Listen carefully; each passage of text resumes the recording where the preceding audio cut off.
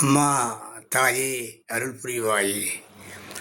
ஆடி மாதம் தேடி வந்த தாயே, ஆடி மாதம் நாடி வந்தோம் தாயே. இந்த ஆடி மாதத்திலே ஆரம்பத்திலே நமக்கு சப்த கன்னிகைகளை வரவழைக்க ஆஷாட நவராத்திரி வந்துவிட்டது. ஆஷாடா என்று சொன்னால் மகிழ்ச்சி, மகிழ்ச்சி நவராத்திரி. அம்மன் மகிழ்ச்சியாக இருக்கிறாள் என்று சொன்னால் அது ஆடி மாதம்தான். அம்மன் மகிழ்ச்சியாக இருக்க வேண்டும், அம்மன் மகிழ்ச்சியாக இருக்கிறாள், நாம் கேட்டதையெல்லாம் கொடுப்பாள் என்று சொன்னால் அது ஆடி மாதம், அது ஆஷாட மாதம். அதுதான் மகிழ்ச்சி, அந்த நிரந்தர மகிழ்ச்சி. இந்த 12 மாதங்களுக்கு ஒரு முறை இந்த ஆடி மாதம் அம்மனுக்கு மகிழ்ச்சியாக இருக்க நாம் துணை புரிவோம்.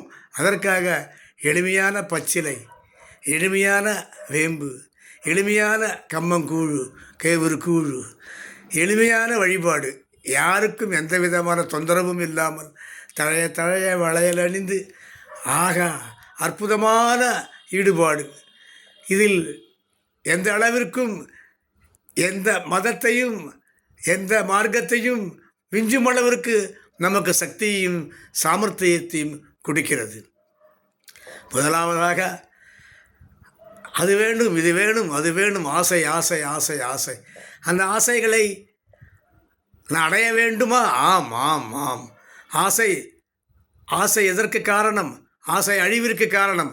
ஆசை வேண்டாம் என்று சொல்லலாமா? கூடாது. ஆசை வேண்டும். ஆனாலும் அது அழிவாக இருந்தாலும் அதை எடுத்துக்கொண்டு அதை ஆட்டுவிப்பவள் நம்மை எல்லாரும். அதற்கு ஒரு மிகச்சிறந்த ஒரு எடுத்துக்காட்டு அது ஆடி மாதம்தான் கிடைக்கும். அதுதான் காமாட்சி. காமாட்சி என்று சொன்னால், காமம் என்று சொன்னால் ஆசை. ஆசைப்படலாமா? படக்கூடாது. ஆசை அழிவிற்கு காரணம். காமம் என்றால் ஆசை. காமம் நிறைவேற வேண்டும் என்று சொன்னால் காம ஆட்சி. காம ஆட்சி என்று சொன்னால் காமாட்சி. காமாட்சி என்று சொன்னால் ஆசைகளை நாம் ஆட்சி செய்ய வேண்டும் என்பதை நமக்கு தெளிவாக சொல்லுவது தான் அந்த காமாட்சி. அதற்காக மூல மந்திரம்தான் ஆம் காமாட்சியே போற்றி. பீஜ அட்சரம்தான் முக்கியம். அந்த அட்சரத்தை எடுத்துக்கொள்வோம். அந்த அட்சரம்தான் நமக்கு தேவை.